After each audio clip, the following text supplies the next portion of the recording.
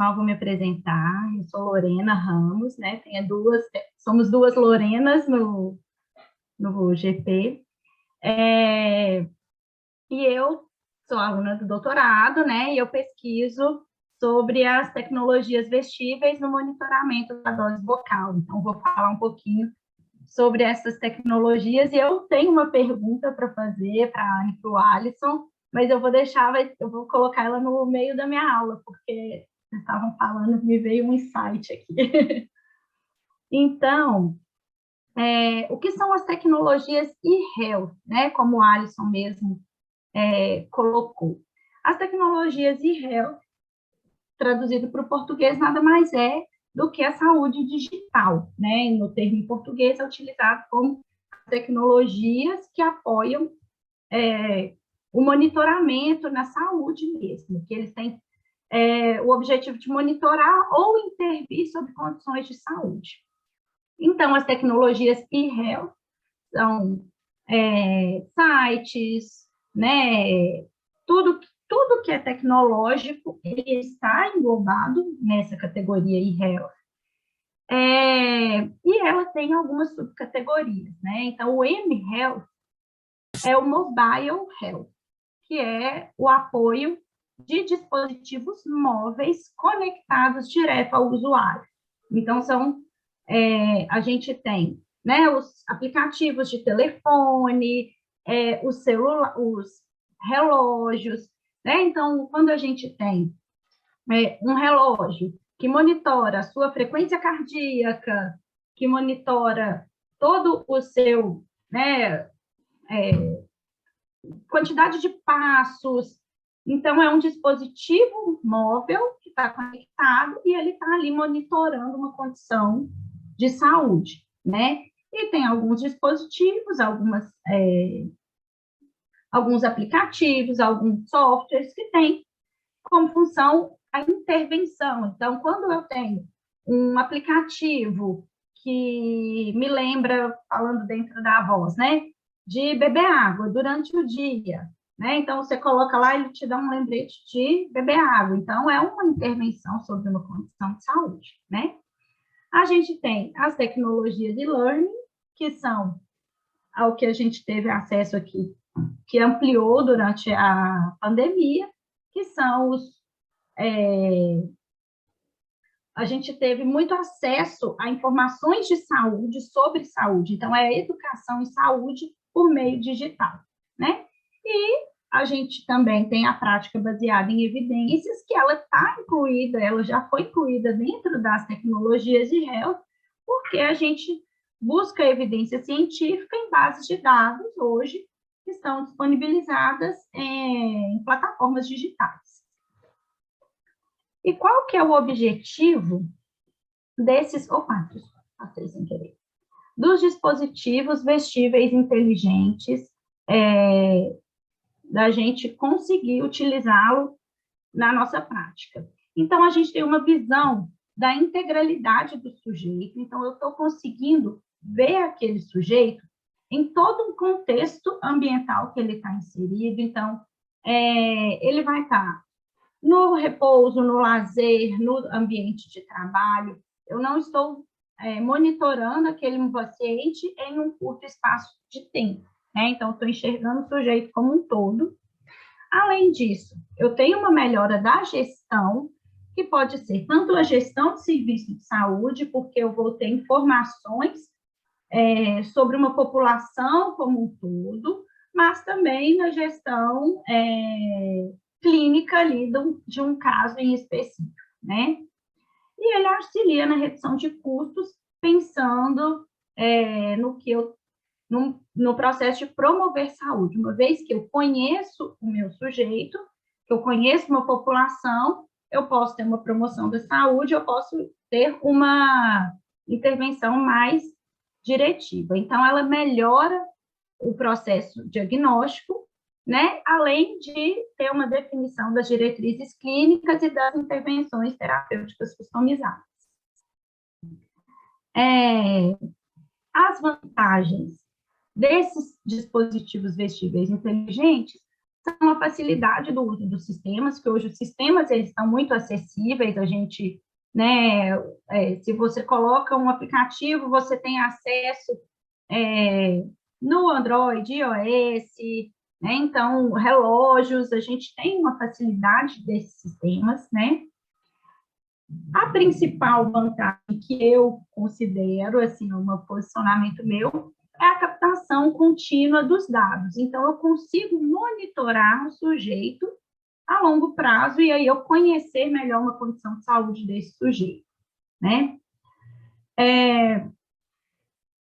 O design desses dispositivos, eles têm sido cada vez mais discretos e ergonômicos, e aí são dois dados que ainda a gente, né, tem, são vantagens, elas entram ali na vantagem e nas desvantagens, porque ainda fala-se muito sobre a confiabilidade desses dados coletados pelos sensores e a segurança e privacidade dos dados, principalmente a segurança e privacidade dos dados, que a gente ainda tem a lei de proteção de dados, então a gente tem que trabalhar nesses dispositivos pensando que eu estou tendo acesso à informação daquele sujeito, mas eu não posso divulgar essa informação do sujeito.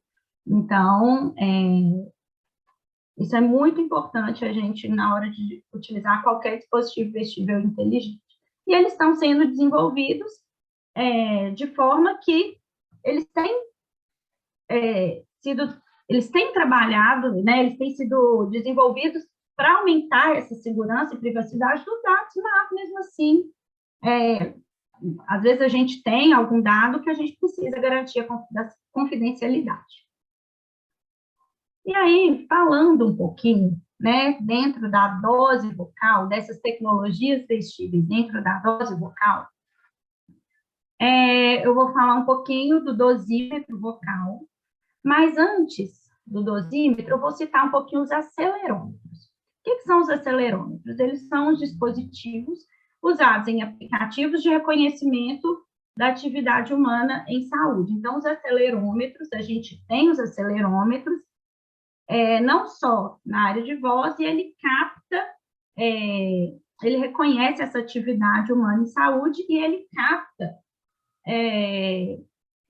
vibrações de tecidos. Então, existem acelerômetros utilizados na fisioterapia, em vários outros grupos da saúde, várias outras áreas da saúde, porque em vários grupos musculares é possível a gente utilizar e reconhecer essa atividade humana em saúde.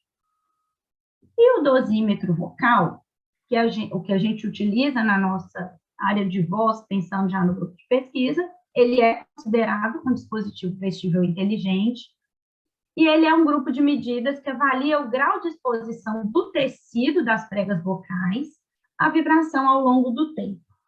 Então, a gente tem um acelerômetro, igual nessas imagens, ele é um acelerômetro fixado ao pescoço do indivíduo, e ele vai captar a vibração, o grau de exposição do tecido à vibração ao longo do tempo.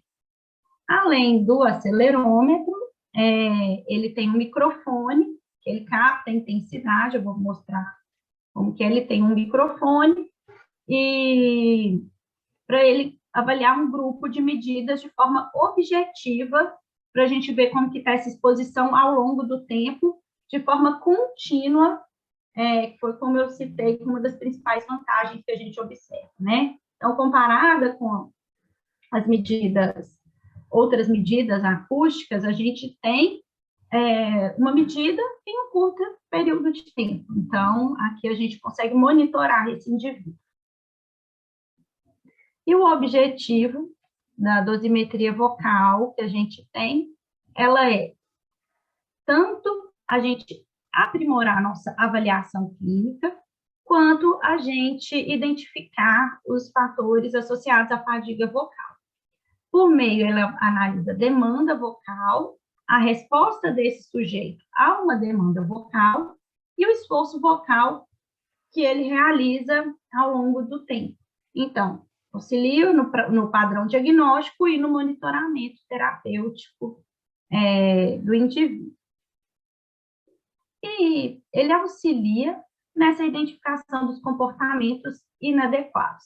Então, ele auxilia na quantificação do uso da voz, o limite de tempo para gerar fadiga e qual é o tempo de recuperação necessário, né, para o indivíduo utilizar a voz.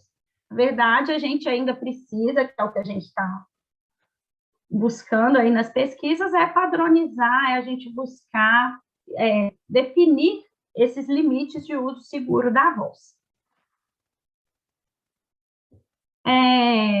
Dentro da dose vocal, o que é a dose vocal que a gente utiliza essa terminologia? Então, ela é a força de impacto de colisão das pregas vocais e ela é proporcional à amplitude vibracional e à frequência fundamental da voz.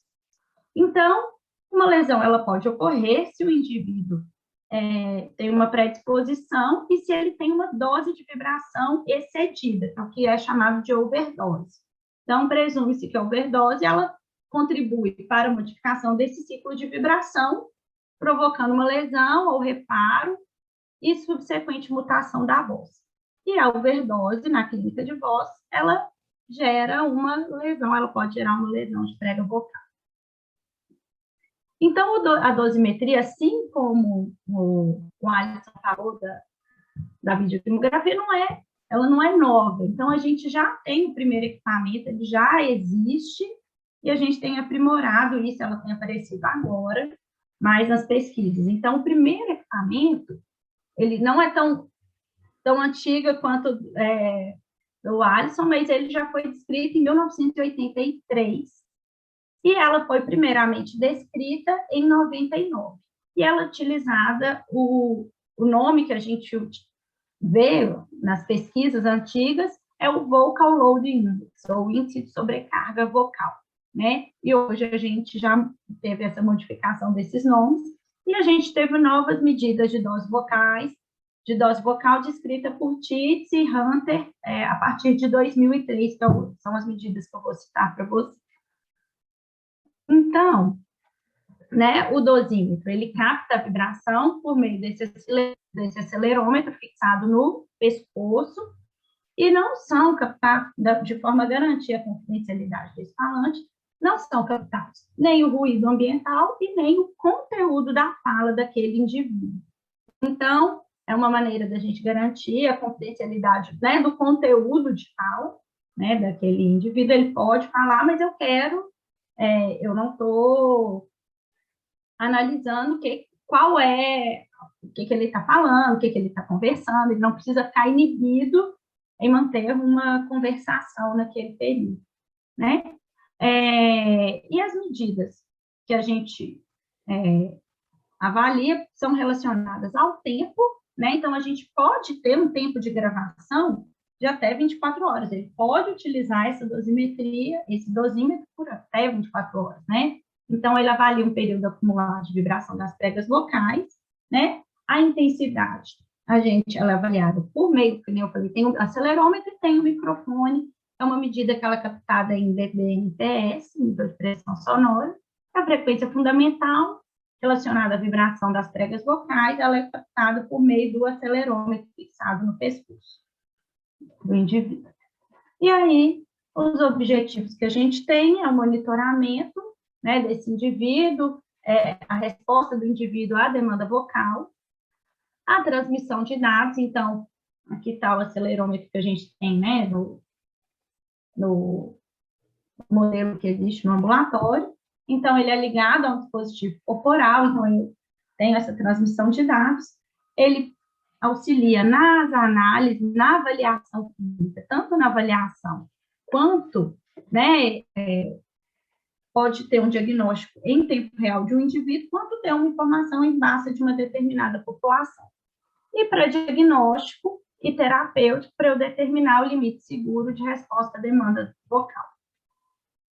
Então, a gente tem algumas medidas que são relacionadas ao tempo e à frequência de vibração das pregas vocais, e aí vou mostrar as fórmulas para vocês, como que elas são captadas e o que a gente tem de informação obtida nessas medidas.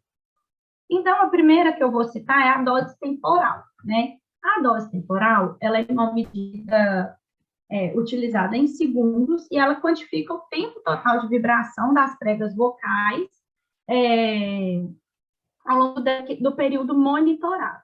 Então, quando o indivíduo ele tem vozeamento total a partir do período de tempo selecionado, então o tempo ele interfere, o tempo de monitoramento ele interfere nessa medida por meio da medida do KV. Então o KV ele é 1 quando o indivíduo está falando e 0 quando o indivíduo ele não está falando.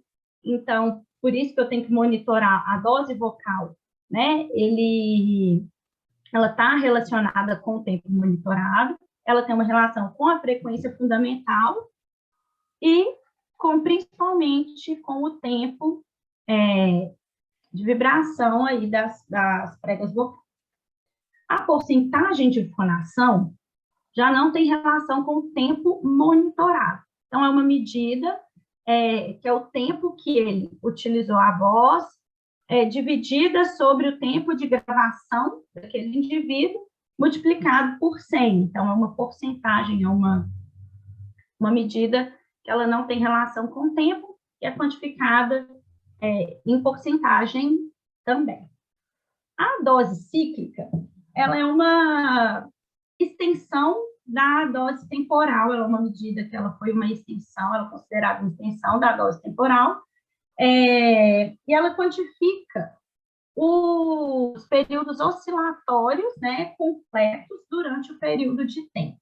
Então, ela também tem uma relação com o tempo monitorado, tanto que o KV, a medida, eu vou mostrar cada uma dessas medidas que estão aqui, o que significa o KV, né, esse tempo de fonação com ausência de fonação, com a frequência fundamental da voz, ela tem essa relação com os ciclos, e ela é medida em 1000 ciclos. Então, é uma medida de ciclos acumulados mesmo de vibração das pregas vocais. A dose de distância, ela é dada em metros, e a distância percorrida pela prega vocal ao longo do tempo. Então, essa medida também tem relação com o tempo, tem relação com a quantidade de tempo monitorado e com a frequência fundamental da voz, e ela envolve, além disso, a amplitude, a frequência e a duração dessa fonação. Então, aqui a gente tem as telas do software que a gente utiliza. Além disso, Titz e Hunter falam sobre 2 medidas, eles citam 2 medidas que a gente não, na minha pesquisa mesmo, a gente não inclui, que é a dose de energia dissipada e a dose de energia radiada. Então, a dose de energia dissipada, vou explicar por quê, é uma agitação térmica do tecido dentro das pregas vocais e a quantidade de calor produzida nas pregas vocais durante a vibração. E ela tem a relação com a viscosidade do tecido, com a espessura vertical das pregas vocais, que é a partir da frequência fundamental da voz, e a frequência angular de vibração das pregas vocais. E a dose de energia radiada, ela quantifica a energia total radiada da boca ao longo do tempo. Então, ela não é exatamente uma medida de exposição das pregas vocais, mas uma exposição sonora para esse ouvinte. Então, esses parâmetros, eles estão relacionados mais à intensidade e à distância entre a boca e o local onde foi registrada a voz. E as 2 medidas são em joules. Então, aqui a gente tem as medidas. Então, dentro das fórmulas, o TP é o tempo que o indivíduo utiliza a voz, né, falando, cantando. O KV, ela está relacionada, ela é uma medida fixa, então, ela sempre vai ser 1 para quando a pessoa está emitindo o som e 0 quando a voz não está sendo utilizada. Né, a frequência fundamental da voz, a amplitude de vibração das pregas vocais, no topo e na base, a viscosidade do tecido, a espessura das pregas vocais, então, frequência angular da vibração e o R é a distância da boca e o nível de pressão sonora da voz é registrado. E aí o Titze também e o Hunter, eles falam que a dose de energia radiada, ela tem uma energia dissipada, ela tem uma maior sensibilidade para um valor diagnóstico, mas ainda a gente precisa refinar as relações de viscosidade, amplitude e espessura das vibrações, da prega vocal em vibração e colisão. E aí foi aonde a gente, que me veio esse sitezinho aí da aula do Alisson, que eu fiquei aqui pensando. Se na videoquimografia, né, fala-se de amplitude, será que não seria? Porque essa medida de amplitude, eles padronizaram uma medida e ela é uma medida fixa.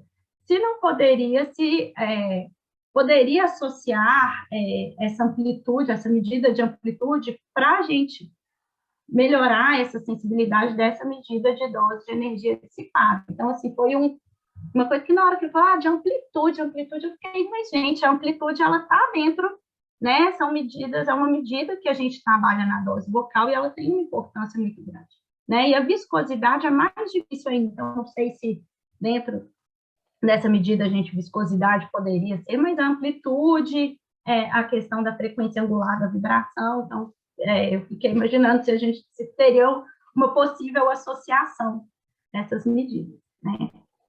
E o que a gente já tem de evidência científica em relação às medidas de dose vocal?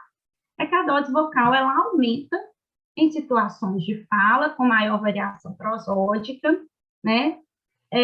Na docência, principalmente em professores do ensino infantil, na voz cantada e na docência do campo, na fala em forte intensidade, em ambientes com maior intensidade de ruído, nos quadros de disfonia, principalmente de base comportamental.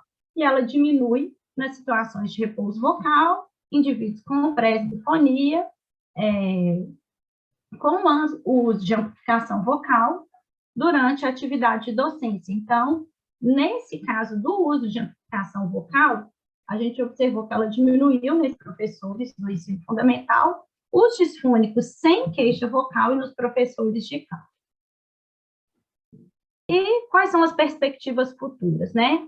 A gente já viu que ela aumenta e ela diminui em várias situações, mas é a gente determinar esses níveis de dose vocal, né? Então, temos um longo caminho de delimitar esse nível de dose vocal, da gente identificar, né, a demanda vocal e qual a resposta do indivíduo a essa demanda e as questões relacionadas a identificar quando o indivíduo ele tem o esforço vocal, qual é o limiar de fadiga vocal e o tempo de recuperação desse indivíduo. Então, ainda temos um longo caminho para a gente mensurar para a gente determinar esses níveis de dose vocal e, principalmente, mensurar a dose vocal no uso profissional da voz, né? Então, a gente medir resultados relacionados ao tratamento e identificar o risco de dano vocal, que é o que a gente tem feito, né? Na última reunião, eu apresentei o meu projeto, que a gente vai avaliar a efetividade do programa de promoção de saúde vocal, e as medidas acústicas relacionadas a curto prazo, a gente vê que elas não são tão sensíveis. Será que a dose vocal ela vai ser sensível para eu identificar esse risco de adoecimento e se esse programa ele é efetivo em indivíduos saudáveis, né? Porque o saudável a gente tem essa dificuldade de ter essas medidas. E o impacto que a gente vai ter clínico e social é para a gente definir os limites seguros para o uso da voz e é uma ferramenta para a promoção da saúde e prevenção dos distúrbios da voz. Os desafios é que ainda é o mesmo desafio do Alisson relacionado ao custo, né? Que é um equipamento ainda caro, muito caro, né? A gente tem 2 dosímetros. A gente, na aula que a gente deu, o professor Leonardo, ele tem desenvolvido um protótipo de um dosímetro, mas ainda os estudos estão sendo desenvolvidos ainda, então acredito que no futuro, espero que no futuro próximo a gente tenha esse acesso, mas de toda forma a gente precisa determinar esses níveis de uso da voz. A complexidade do uso dos sistemas, então, não relacionado aos sistemas mHealth, mas do sistema, então, a gente precisa, tem uma medida que agora me fugiu qual que é, essa dose de distância, que ela não tem no software, então, a gente, né, fazer com que essas medidas sejam mais intuitivas mesmo, instrutivas mesmo, a confiabilidade dos dados coletados, então, preciso garantir que o meu indivíduo ele está usando aquele acelerômetro durante o tempo. Então, se ele tirar o acelerômetro do pescoço, se ele tirar né, a dosimetria, né, os dados, se ele modificar aquilo ali, vai ter um impacto, né? E a proteção dos dados, que está relacionada à Lei Geral de Proteção de Dados, que eu acho que em todas as tecnologias vestíveis, todo acesso à informação que a gente tem que ter muito cuidado na hora de manipular. Então, a Lei Geral de Proteção de Dados, ela ainda, muitas vezes, ela barra o desenvolvimento de novas tecnologias, ou ela dá muito acesso, né? Então, a gente tem esses desafios ainda, que eu acho que a gente sempre vai ser essa questão da proteção de dados, daqui para frente vai ser um desafio. E eu queria agradecer e colocar à disposição, a gente vai começar, né, a coleta de dados agora em agosto, a ideia a gente vai começar a coleta de dados em agosto, então, voluntários, né, para auxiliar nisso, então, para a gente ir, tem o dosímetro no observatório, então a gente trabalhar juntos, porque eu acho que eu fico muito, a dosimetria também caiu para mim, eu abracei, e quando a gente estuda, a gente vai vendo assim, nossa, que delícia, né? E no meio da pandemia, foi exatamente, nossa, o olho vai brilhando, porque essas tecnologias, elas todas deram um boom, assim, né? Foi mais fácil da gente precisar, da gente visualizar a necessidade delas. Eu queria agradecer, obrigada. Desculpa, gente, hoje eu estou disfônica, tive uma crise alérgica, então eu estou disfônica hoje.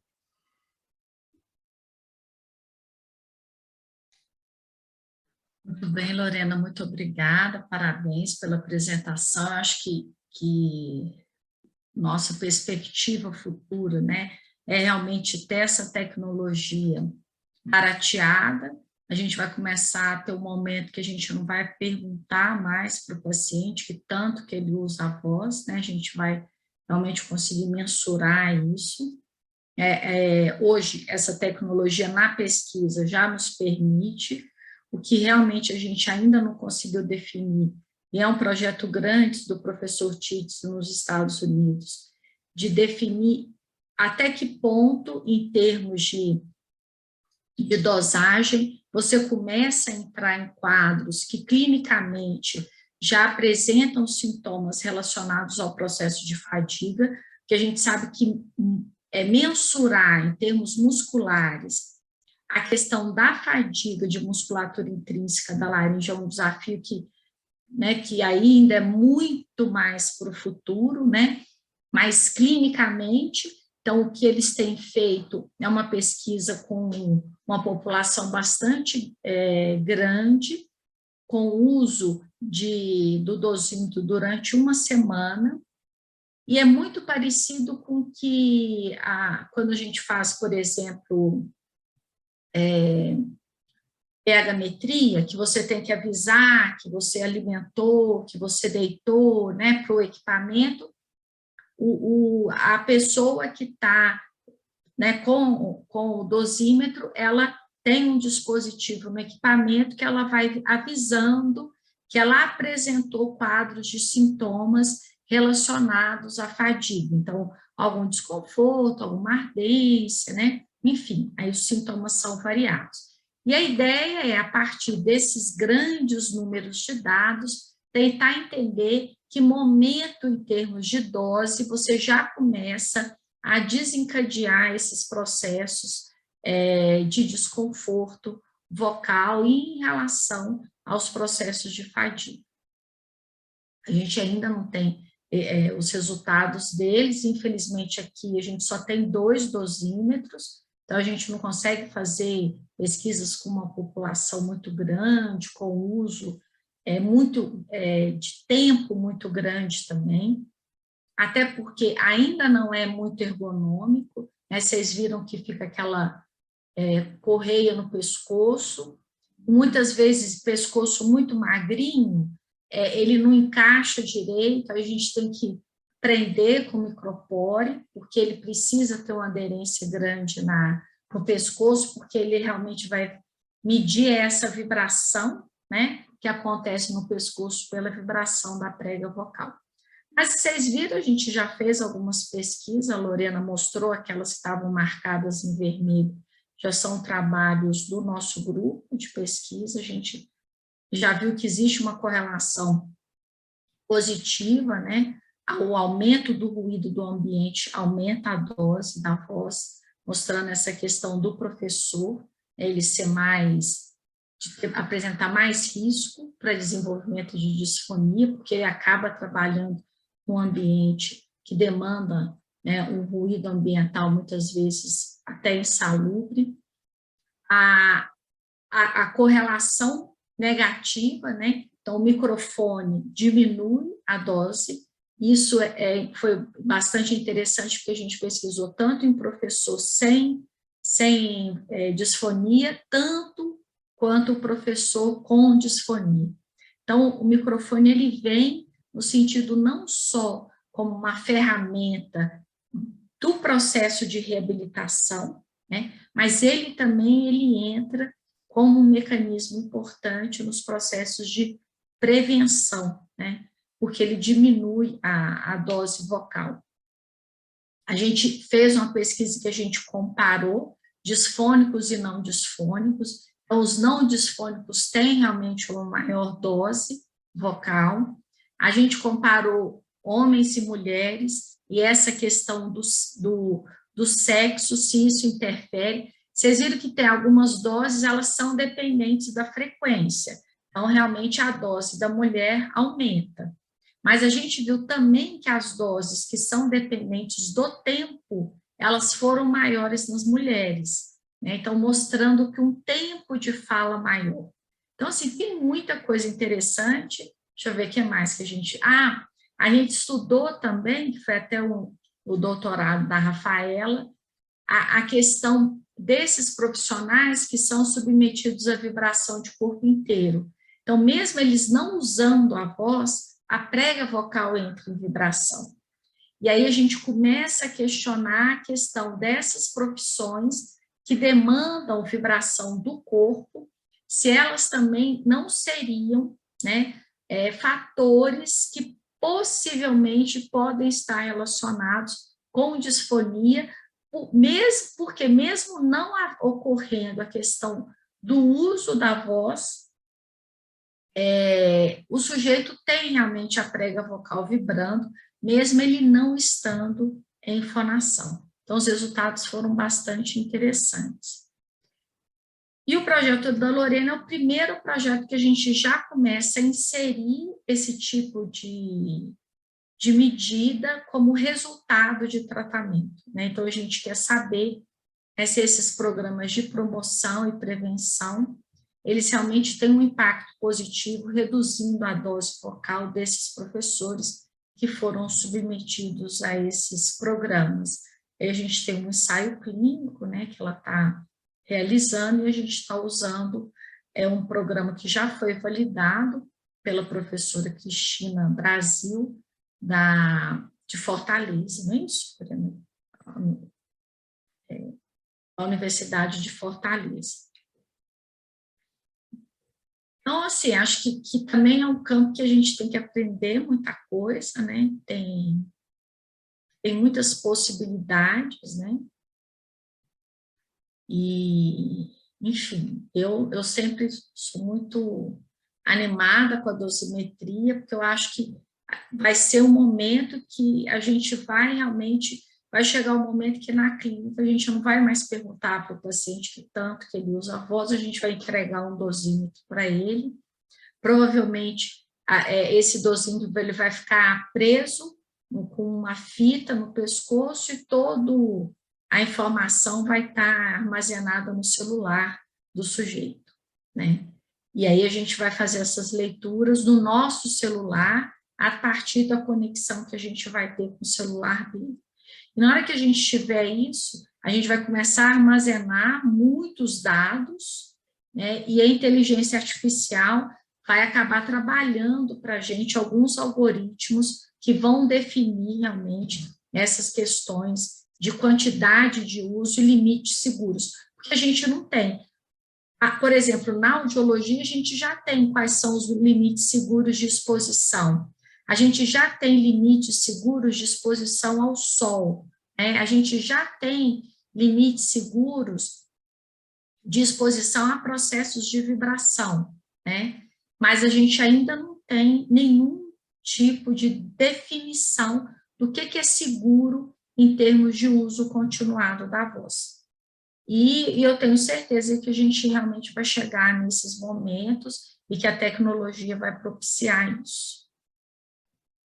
Eu também acho, eu espero que sim.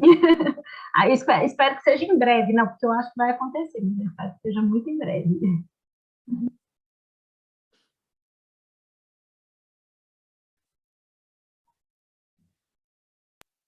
E aí, pessoal, querem alguma pergunta, comentários? Quanto a essa pergunta que Lorena fez sobre a amplitude, eu não sei responder. A princípio, penso que é meio inviável porque a dose vocal é vestível para ficar durante algum tempo, né? E a videolaringoscopia é pontual, de segundos, né? Não sei como seria comparável, né? A grande questão aqui, Lorena, é que, assim, toda medida da videolaringoscopia ela é em pixel, ela é pela imagem, né? Toda essa definição que eles fizeram de angulação, de amplitude, foram com modelos biomecânicos. Então, você está trabalhando dentro do processo da anatomia da prega vocal, né? De tamanhos reais de prega vocal. Claro que todos em cima desses modelos, né? Usando simulações computacionais também, mas esses valores foram definidos a partir disso. Só se a gente conseguir modificar, né, esses parâmetros a partir de imagem. Aí seria assim, todo um cálculo, toda uma transposição dessas variáveis aí. Você tem que lembrar que aqui ele está falando de imagem, né? Tanto que foi determinado o movimento da prega vocal a partir da imagem. Você viu que a unidade de medida dele é pixel. Porque na hora, sabe quando você fala assim, gente, será que existe? Mas existe, né? Tem essas questões também da imagem que a gente não, eu não consegui pensar nessa questão do pixel, mas ótimo. Mas a gente vai evoluindo, vamos andando das duas. Agora, o que tem a possibilidade de transformar o pixel para centímetros. Aí tem que calibrar todo o aparelho para isso. Então, não sei qual é a medida da amplitude da dose vocal, né? A amplitude, o Alisson, eles calcularam, aí tanto que é fixo. Você tem um valor de amplitude para mulher e um valor de amplitude para homem, tá? A partir de modelos biomecânicos mesmo, e aí jogar em simulação de computador. E aí a ideia é trabalhar dentro de resultados que são anatômicos mesmo.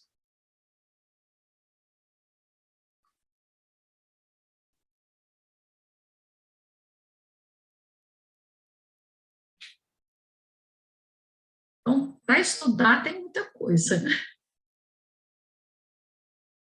Tem muita coisa.